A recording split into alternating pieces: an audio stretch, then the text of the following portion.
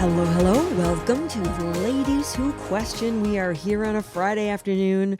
I believe it is the 11th of April. Yes, it is. Yes, it is. I have trouble keeping up with dates, different dates. And we have a raft of topics. Oh my gosh. We have up, we have down, we have in between. But what we want to start with, and hi, Hallie. Hi. Hello. I'm here. Okay. Microplastics. A topic of conversation you just really, or at least just a topic that is difficult to avoid, I think, at this point. Even if you're not interested in it or you don't think it's affecting you, which you're wrong, it's everywhere. I mean, it's being talked about all around the world. In London, there's this company. It's called Clarify Clinics, or at least one of its bases there. I thought that was where the headquarters was. Clarify Clinics, it claims, okay, that they can clean your blood of microplastics. So I take this with a huge grain of salt. Right. Because of, oh golly, I can't remember the name. Remember the woman who is now in prison? Yes. Yeah, and it was huge. Yes. Yeah, furor. Oh my Because goodness. she said, I can take one drop of blood and give you like 140 blood tests and anyway, she is serving her sentence. So whenever people make these kinds of claims, I kind of sit back and go, show me. I saw the documentary on her. And then there was another show as well about her. And I was completely absorbed in that story. Oh, I was too. Do you have her name yet? I'm going to get it in one second. Well, she fooled a lot of the captains of industry. She fooled them all. Walgreens. Oh, yeah. Well, Elizabeth Holmes. That's it, Elizabeth Holmes. So I take it with a grain of salt because of Elizabeth Holmes. What happens is your blood gets drawn. The machine separates the plasma from your blood cells, which is that they're already doing that for some things. I already know about that. Then it's filtered to trap the microplastics and other chemicals. They were saying that they can do that for PFAS, chemicals. I don't know. What's PFAS? Those are the forever chemicals, the ones that... Like Roundup? I don't know. Roundup, I don't know if that one's on there, but it's polyfluorocarbon, something like that. They're PFAS. So, and I can't think of what it is in pesticides. They say they can, do that for those as well. Wow. But the PFAS are forever chemicals, and I don't remember the Forever names of all of chemicals, them. meaning they're in your bloodstream forever? They won't go away. Like some things will eventually fade. Okay, it may take 10,000 years, 50,000 years. PFAS won't. Wow. Yeah. I wish I'd be interested to do a deep dive on PFAS. Yeah. So it stays in your system, or it stays in the atmosphere and the environment forever. Yeah. Ugh. And they're just the worst. Okay, so then they mix it back with the blood cells and they pump it back in. It takes about 2 hours, and 50 to 80% of your blood volume is processed. That's a lot. So they basically get almost all of the blood that is in your system processed. And is this a one-time deal, or do you go back? Oh, no, they go back. Oh, they go back. So like you go weekly, monthly? I don't think it said that in there. It sounds like dialysis, how they extract stuff and put it back in? Yeah. They clean your blood. Mm-hmm. Sounds like it's in that category. Yes. Yeah. Okay. Yeah, but it's for microplastics. And boy, I don't know how they can do that, because it's got to be a mesh that is, how do you get they're tiny, they're microscopic particles. So anyway, the clinic uses equipment that they say is not plastic, so it doesn't get tainted that way. So like if you're going to draw the blood or whatever, any kind of plastic, because those syringes, aren't those plastic a lot of times? I'm thinking, is it metal, glass? What's it made of? I was trying to think of other materials. Glass. Well, I mean, there's metal for the syringe, or what are those called? Cannulas or whatever, that draw the blood, that are bigger. And then they take the samples, and then it's a clean draw, I guess. But they have to drain 50% of your blood, or 80%. Well, I don't think at a time. Okay.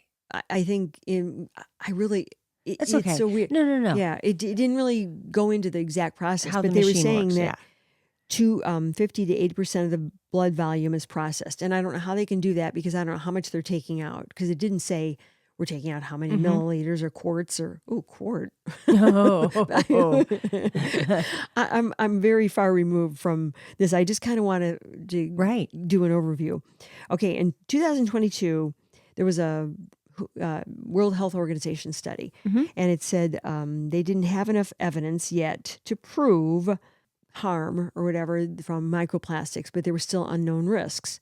Well, I don't think that that's good enough. No. Because think about having it in your brain, little tiny pieces, micro pieces of plastic in your brain. Right. Or your obviously your circulatory system. But anyway, but then in 2024, in the New England Journal of Medicine, there was a study that said microplastics in fatty plaque in the carotid arteries showed a higher heart attack risk and also stroke. So they can clot up. They can get caught up in something like the plaque in your arteries. That's right. Yeah. And they didn't found they found no causal link between the microplastics and health. There's a lot more that needs to be done on this. It probably won't be done now because there won't be the funding, but this is over in England where this company is. But so maybe they will do that. If it in fact is headquartered in there, and I may be speaking out of school there, but this was in this London clinic. So I would think that's where it started. But I just thought that was kind of interesting that there's enough awareness. Oh, definitely. Yeah. Yeah, we're really seeing a lot of household items switch from plastic to glass and cooking items. It's crazy. My mom this was in the 60s when plastics were starting to become more used, like Tupperware parties and all that stuff. And she was like, oh, no, we're not going to use that. So she would not use that. She would always buy the Corningware glass, and use that. And she would put over the top, what is that called? Not paraffin wax, wax paper. Oh, okay. And she'd use and I do this to this day with stuff. If I don't have a top for something, I'll put wax paper over the top and then a big rubber band to hold it down. Well, she was onto something then. Yeah, she had a gut feeling that this isn't good. Yeah, smart cookie. She just figured it out. What was that movie, Mrs. Robinson? Plastics? Oh, The Graduate? The Graduate. Yeah. Well, that was, Yeah, that was kind of toe dipping into it in a way that we're looking back going, wow. Well, that was just saying that they're the future. Like, the guy saying that to Benjamin, plastics. Yeah. Yeah. Now that's the future. Right. No kidding. And that was, gosh, what was that, 1962 or something? It was around that time. Right. So. Well, the funny thing is, our country, it seems like our country, well, it is so big, but when we find something, we go head on into it without any hesitation of, well, let's talk about it. No, when they said plastics, it was like fire up the machines. Yeah. Everything is going to be plastic. Money, money, money. Yeah, well, I know. And that's what it is. Yeah. And it was convenient. I mean, it is convenient, but it changed a lot of things because we didn't used to go someplace, although McDonald's, they were the ones but of course it was paper, but we didn't have fast food all over the place. So people weren't just going in and grabbing stuff to go in containers. Yeah. Right. I mean, you never would get fancy dinners from a to-go restaurant. I mean, you'd never do to-go from a fancy restaurant. Well, they do now. Yeah, or anything. Not even that many restaurants. I mean, not when I was coming up, for sure. It just, that was... No. To go, you know what that was? That was pizza in a paper box. Right. That was the takeout, and maybe Chinese, which was also in paper. Paper cartons. Yeah. Yeah. So... Jumping 2 feet, 2 feet right in the deep end. Jump, boom. Boom. Well, let's cleanse our blood. Well, it'll be interesting to see if that comes to this country. And if, years from now, it's something you go into the pharmacy and they just do it right there. Oh, God. Thank you, Elizabeth. Oh, yeah. Oh. Well, I guess my focus is generally on, this is more of like, here's the cure. But how about the prevention? Right. That to me always should come first. Like, well, how do you prevent that? Well, you can take steps every day in everyday ways to try to do it yourself. Right. But then again, it could be coming through our water system because it's everywhere. So it gets through the water. And let's face it, it's microplastics. Right. So I don't know. It almost seems like a battle we've already lost. A vicious You know, cycle. not to start it out like sad, but just Well, maybe I'm so take much more steps. aware of plastics. Like, Mhm. I don't want to buy a plastic bottle of water. I'm more conscientious. Yeah, and that's where it I starts. still have though. some plastics at home. Yeah, Um, everybody does. But we bought some more recently that were non-plastic, and we're kind of trying to edge out our plastic containers. Yeah. Well, see, that's where it starts with the awareness. Mhm. So at least it's a step, right? Right. I don't know. I've got a couple Wow. other things, but what do you? I've got a really interesting story about how GPT chat, ChatGPT? yeah, Chat GPT, Yeah. is creating, I want to say robot personas that could be somebody that you date. Well, there are robots online. There's robots. Yeah. Okay. Well, I mean, this Somebody is just I want to date. No, this is just a fake person that you give your ideal man information to, and then they create somebody. And let me just run this Instagram. A fake person, so a bot. Yeah, it's a bot, but Okay. then it leads to this, that, and the other thing. Okay, well, just lay it on me. I'm going to share an Instagram. Oh, this is how you found out about it? You saw it on IG? Well, a friend of mine found it, and then she filled out a... Oh, she did it? Like her profile or something for a guy? Yeah. Oh, God. And I'll read what she filled out and what they came up with. And now she's got somebody that she could be with. Oh, boy. Yeah. I'm starting to get the creeps. Okay. I know. It's a creepy story, but it's like, this is where we're going with this technology. And it's driving me crazy because we are creating a society of no human interaction. That's really where we're going. Yeah.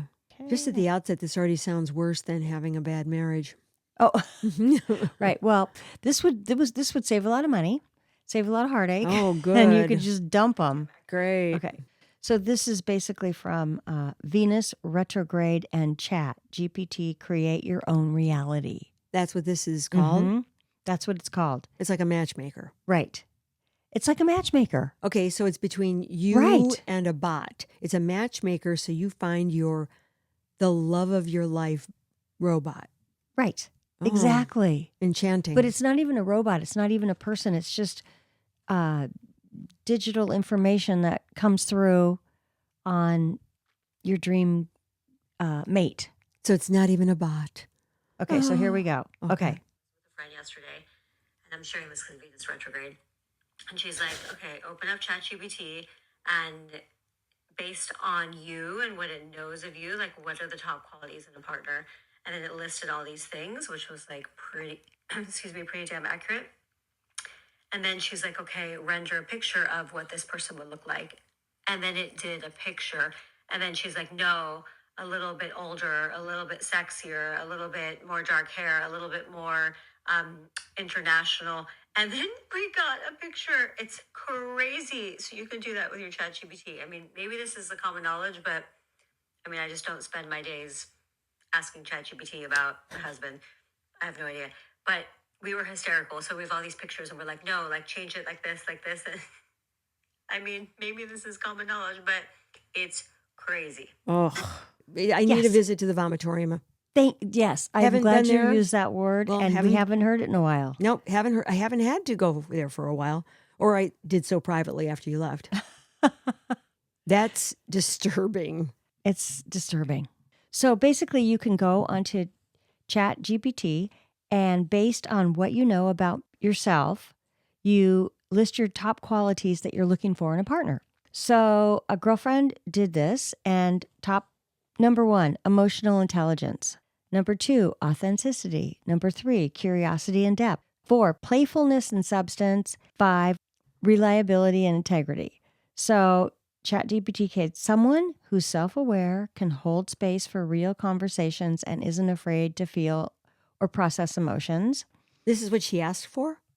She asked for what's darkened. Oh, and she then, asked then, for those qualities. Okay. And then GPT, they analyzed them and they put them into their own words saying, this is what you're looking for. And so someone who's self-aware, can hold space for a real conversation and isn't afraid to feel or process emotions.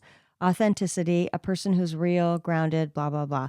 So she went through that, and then they came up with they came up with a rendering of a person, and that's even weird. So it's like, okay. Why? She was asking for physical qualities. Why Yeah, wouldn't it come you're up right. with a So they rendering? came up with a real person who's pretty good looking. But the funny thing is, who is this person? Is this a real person? Remember when there's a couple of companies that are asking to buy your likenesses and your for and your voice. $200,000. That's right. And this could be people that are selling out. You know what? It could be. Because this they're could like, be a guy. I need 200,000. Sure. Yeah. Put my face everywhere. He's too young to sell out that way. That's all I can say. And then they wanted somebody a little more businesslike, sexier, and professional. So they came up with this guy. And it's like, here's your a little older, a little sexier version. This is from ChatGPT. Someone who exudes, maybe? Exudes. Okay. Thank you. Thank you, Mom. Exudes maturity, confidence, and just the right amount of mystery. Should we keep building this world or drive into another story? So, gag me. Then she said, dive into another story. The Gentleman on the Amalfi Coast. This starts to sound like a romance novel. She has all these qualities, and then it gives you the guy at different stages. Or no, first the one guy, and then she said no, more professional, and then a little older. And then you say, tell me the story of us together. Is that what it is? Yes, you're absolutely right. So here we go. She first noticed him from the upper deck of a boutique hotel perched above Postiano's colorful cliffs. This is a romance novel. God. He wasn't trying to be noticed. Those were the ones you noticed most. Salt and pepper hair, tousled, just enough to suggest a breeze, and not enough of a glass of something amber in one hand, and the kind of gaze that could either disarm or undress, depending upon how you met. Oh, stop. I know. So you know what? They're creating a bodice ripper. That's what this is. Yeah. It's a bodice ripper online. A romance, the romance novels, it's just sort of something how they refer. Oh, it's a bodice ripper because they're generally on a stormy cliff. Right. On a remote island. Yes. And she's standing there and gazing off into the sky. Mm-hmm. And then he comes up and puts his big swarthy arms around her. And she's so excited that her bodice just, exactly. Just explodes with her bosom heaves and right, exactly. Intent. Yeah, right. And so that's what they're creating. So basically, it's a Harlequin novel online. But they're saying, this is the guy. So you go, oh, he's good looking. Okay. And then you read about your romance with this person. It goes on to chapter 2, chapter 3. And you're just like, oh, okay. So they're sucking you in to think that you're with this guy in Italy having an affair, bottom line. And actually, some people are having technological relationships with these GPT chat personas. Does that make sense? Or people, or men, or fake your men. friend could. She could. Right. Yeah. So, so obviously it's working because they're advertising it and your friend bought into it, and how many other women or men? Well, she kind of didn't buy into it. She called me and she was laughing so hard. Oh, okay, good. Because she goes, you're not going to believe this. This is crazy. This is nuts. And So she's normal. She's normal, yeah. But she goes, this is a romance novel, and I'm in it. But I'm like, wait a minute. Well, it just sounds like the next incarnation of the romance novel. It's taken it to the techno level. Yeah, which is disgusting because now we're not even going to date real people. Well, and see, that's the thing. If you really think you're going to keep having some sort of relationship with it, eventually you're going to feel pretty empty. Exactly. But is this this is something that's going to start people at younger and younger ages. I don't know where this is going to spiral to. I just hope it doesn't spiral to a society of us being isolated with our GP chat companion and fantasizing about our life with them. Well, it probably will. No human communication and fantasize about a relationship that will never happen. Right.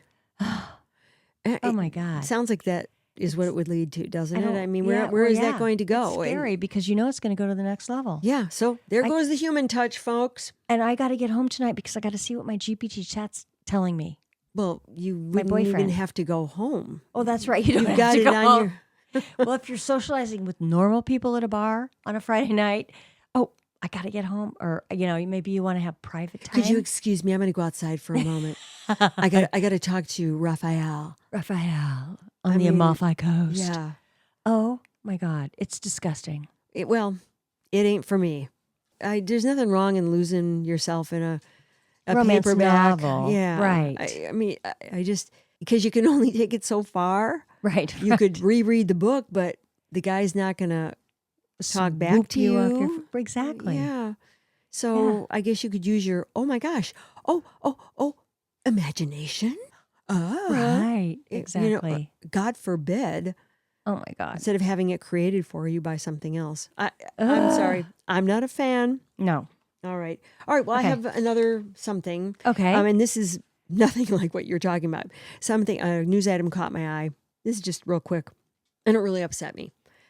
Florida is floating the idea, this is being put forth by their governor, DeSantis, of having 14-year-olds, so underage, working overnight shifts. Currently, 16, 17-year-olds, that's the earliest you can really work.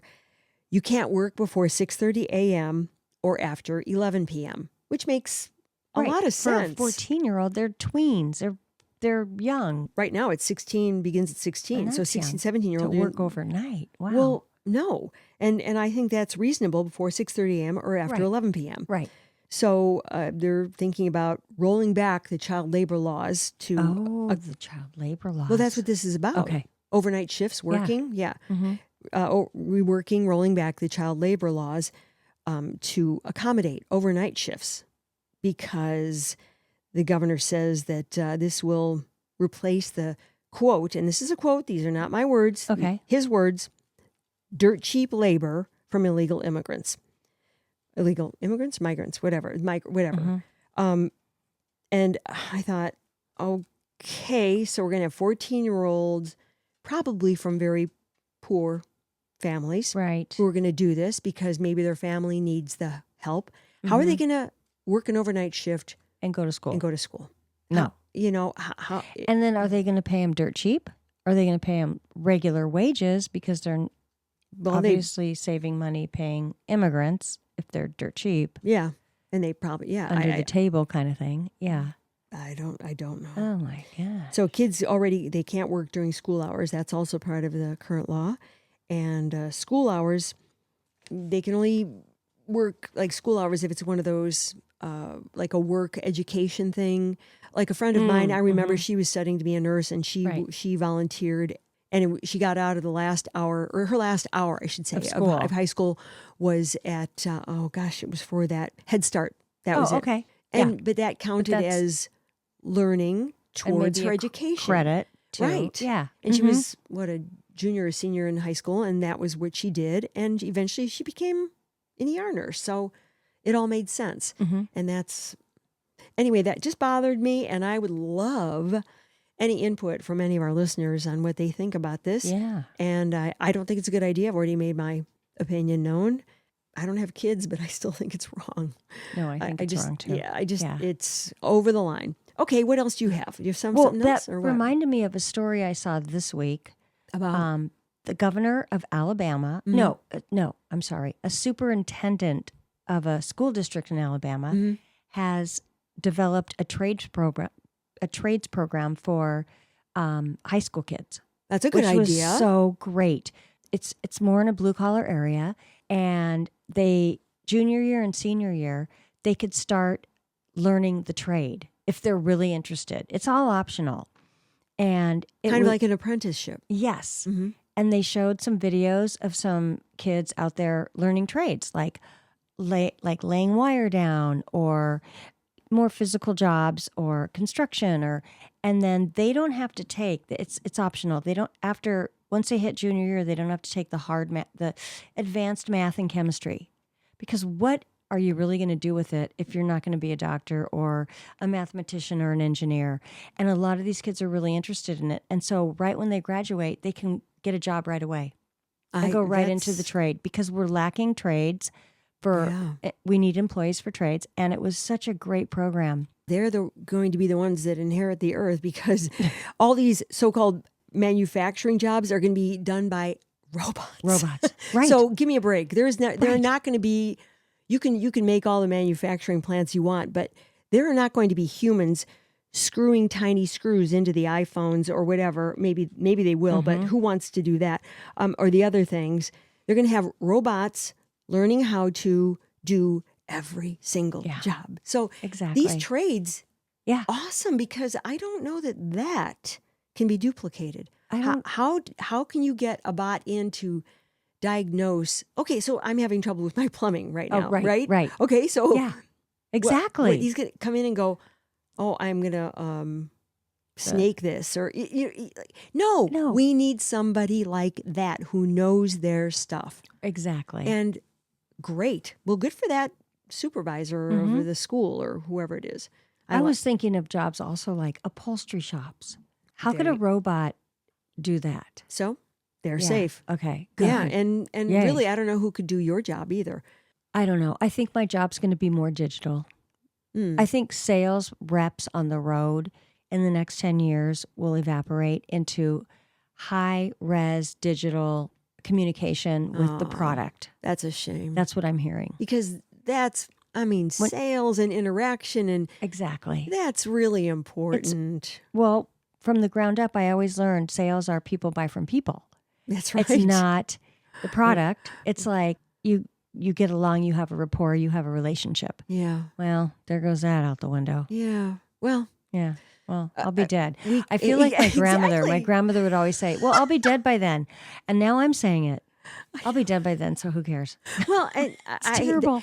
I've had to adopt that very attitude, thinking to myself, well, okay, so I'll be dead. And I feel sad or, bad for everybody else. But this is the world that's been created, and very few people seem to, give a rat's ass. So I can't care for all of you. So I'll be dead. I'll be dead. Or I'll make myself dead. I mean, if I'm really old and infirm. Yeah, if it's that bad, bye-bye.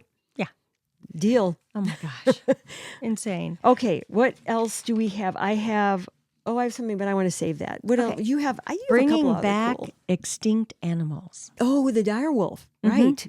Right, you knew about. I know by the time this comes out, everybody will have heard about it, blah, blah, blah. And the DireWolf is beautiful and yada, yada, yada. It is beautiful. I knew nothing about it. Well, I don't think anybody did until suddenly they were invented again. Exactly, invented. Well, I mean, that's kind of, Well, the DireWolf has been extinct for 10,000 years. Yeah, they found, DNA, bone, and teeth? And teeth, yes. Or something? And this is a beautiful white wolf. Excuse me, I misspoke. They extracted the DNA from bone and teeth. Correct. Okay, anyway, go on. They say they extracted the DNA and they strip it down. They cleanse it down to get the purest possible to rebirth this extinct animal. Well, why?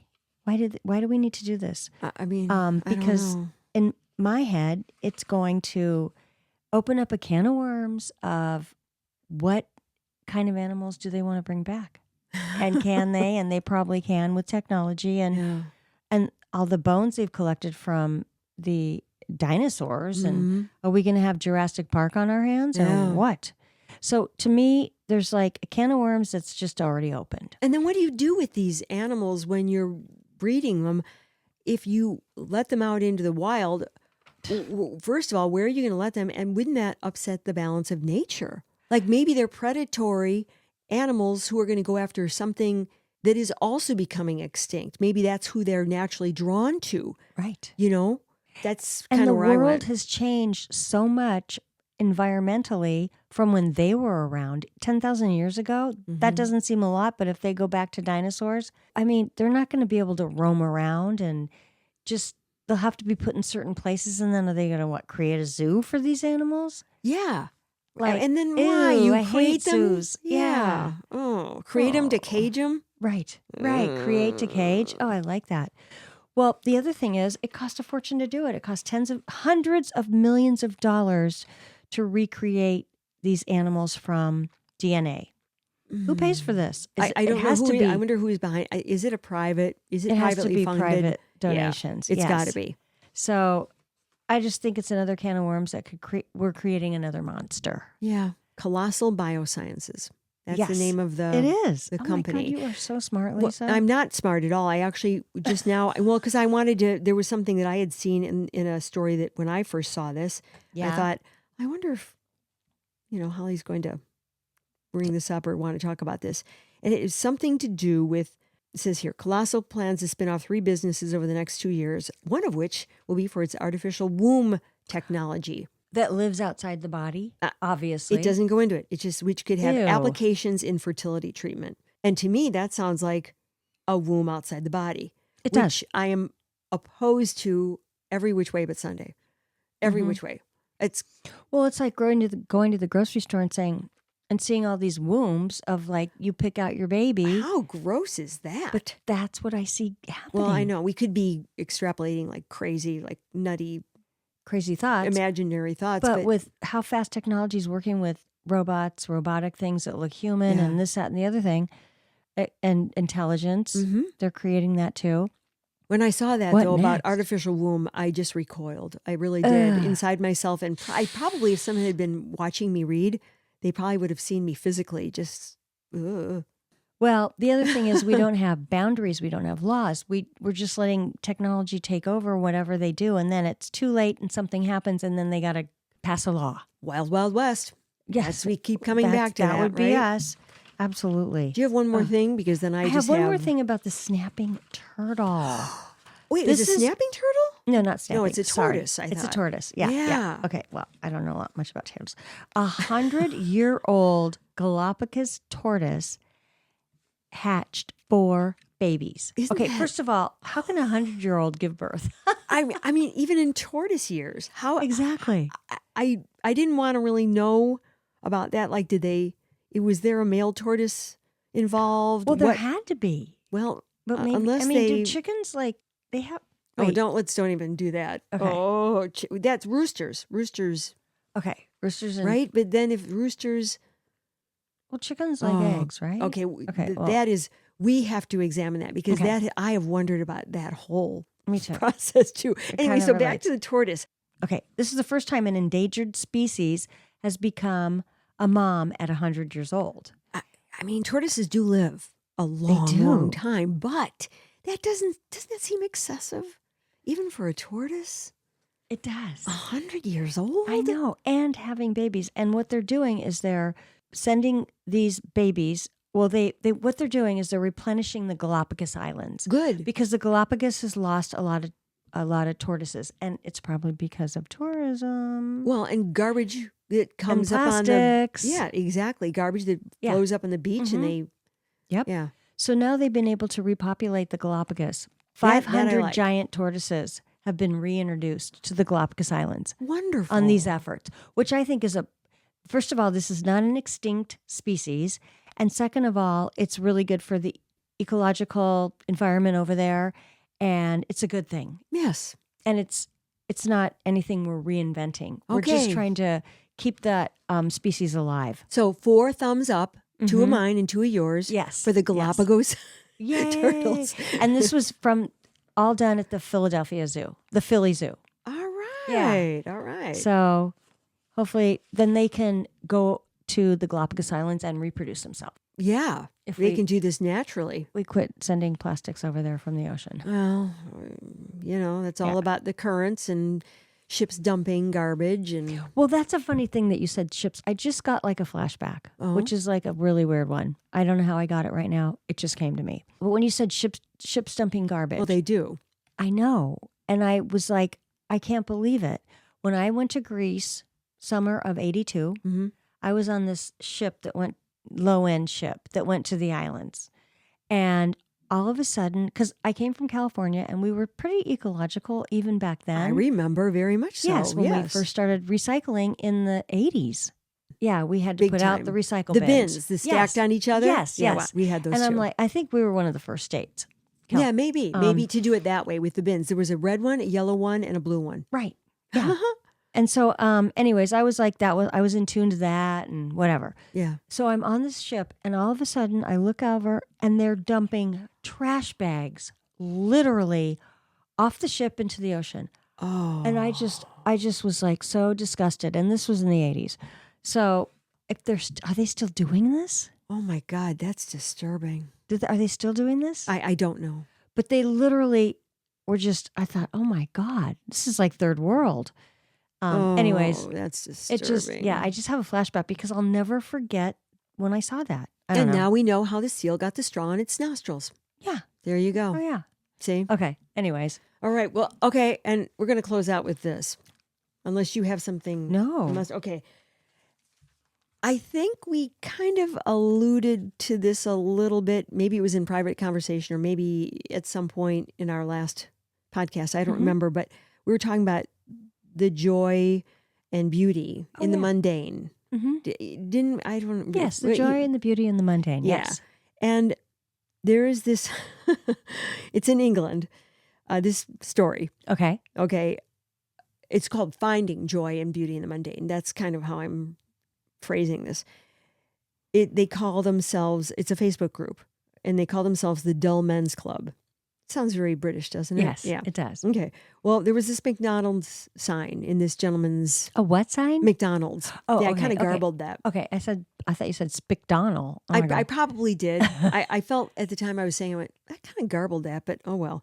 And it was missing part of one of its D's, McDonald. Okay. And so this gentleman who was in the Dull Men's Club, he decided, I'm going to do something about that. And he didn't go around telling anybody or whatever. So he researched exactly how it should look on the McDonald's sign.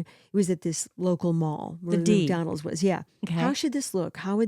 Because there's certain shadowing, so it needs to be fashioned just so. God. And he did a lot of work, and he did it. He put it together. He used whatever material that was necessary on the McDonald's sign, and he fixed it. Oh. And he did one McDonald's, and then he noticed another McDonald's had the same problem, so he did it again.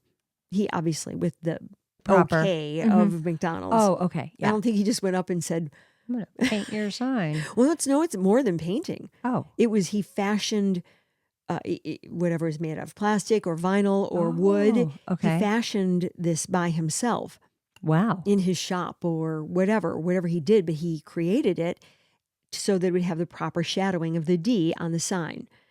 And he posted his results on FB and said, hey, look, hey, guys, in my Dull Men's group, look what I did. He wasn't looking to be a hero or anything. Right. And that's so British. I'm not looking for that. And everybody just fanned out. They went crazy. And went, look what? And they made him into a hero. Because he was just saying, hey, look, I did this. What do you think? And people went insane.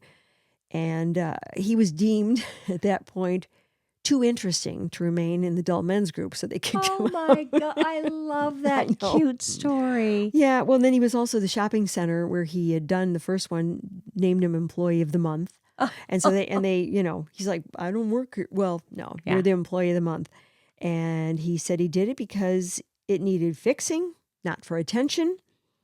And where this brings me, the moment I was reading this story, flashed. I know you said you didn't really watch the series The Office. On and off. I watched a lot of it, but I didn't gotta watch it today. But well, that's what got me through the pandemic. That and Downton Abbey. That and Downton Abbey got me through. Just centered, focused, and calm and real. Anyway, I heard this or read this story, and I went, "Oh my gosh, this reminds me of Pam," which she had the character Pam, who had the very last line in the very last episode, and what she says is something so simple. She says, there's a lot of beauty in ordinary things. Isn't that kind of the point? And then curtain, that boom, da, da, da, da, da, da, for the last time. Isn't that a beautiful sentence? Well, two sentences? Yes. So Isn't simple. that the point? Yes. A lot of beauty in ordinary things. The joy of the mundane. He saw a problem. He fixed it without anyone saying, hey, you really ought to, why don't you do that? Or, Right. or a claim saying, He just look did at it me, look under at the me. radar. Yeah. Yeah. And it was an ordinary thing. And how beautiful is that? Oh, I love that. That is a great note to end on tonight. I know. I love that. Anyway, so simple. That's that.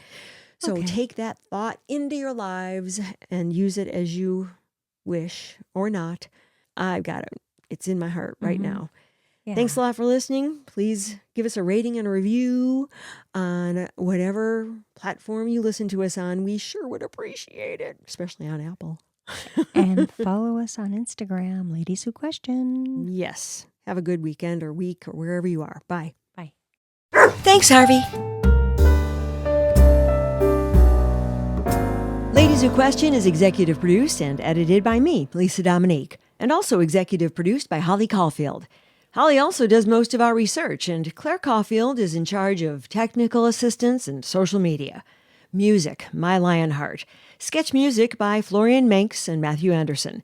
Thanks for listening. Please subscribe, follow, rate, and review Ladies Who Question on Apple Podcasts or wherever you get your podcasts. Send your thoughts to ladieswhoquestion@gmail.com.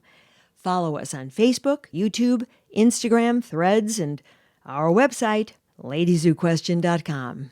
All content discussed on Ladies Who Question are the opinions of Lisa Dominique and Holly Caulfield and should not be construed as advice of any kind. By listening to this podcast, you agree not to use this podcast as advice of any personal or medical issue for yourself or others. This disclaimer also applies to guests or contributors to the podcast.